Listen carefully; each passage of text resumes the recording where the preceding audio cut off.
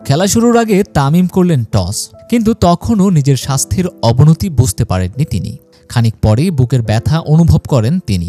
হসপিটালে নেওয়া হলে জানা যায় হার্ট অ্যাটাক করেছেন তামিম। সাথে হার্টে ধরা পড়েছে একটি শতভাগ ব্লকও। রিং পরানোর পাশাপাশি তামিম রয়েছেন লাইফ সাপোর্টে। তামিমের এমন হঠাৎ অসুস্থতায় ক্রীড়াঙ্গনে নেমে আসে শোকের ছায়া। তার শারীরিক অবস্থার খোঁজ নিয়েছেন প্রধান উপদেষ্টা ডক্টর মোহাম্মদ ইউনুস। একই সঙ্গে বাংলাদেশ ক্রিকেট বোর্ডে জরুরি বোর্ড সভা করা হয়েছে স্থগিত। এছাড়া তামিমের দ্রুত সুস্থতা কামনায় এগিয়ে এসেছে ওপার বাংলার আইপিএল ফ্র্যাঞ্চাইজি কলকাতা নাইট রাইডার্সও। সামাজিক যোগাযোগ মাধ্যমে এক বার্তায় তারা লিখেছে, শীঘ্রই সুস্থ হয়ে উঠুন তামিম ইকবাল। পুরো ক্রিকেট বিশ্ব আপনার সুস্থতা কামনায় প্রার্থনা করছে।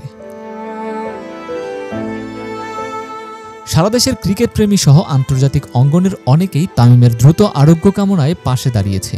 লঙ্কান সাবেক ক্রিকেটার লাথিস মালিঙ্গা তামিমের সুস্থতা কামনা করে লিখেছেন, তামিমের দ্রুত এবং পূর্ণ সুস্থতা কামনা করছি।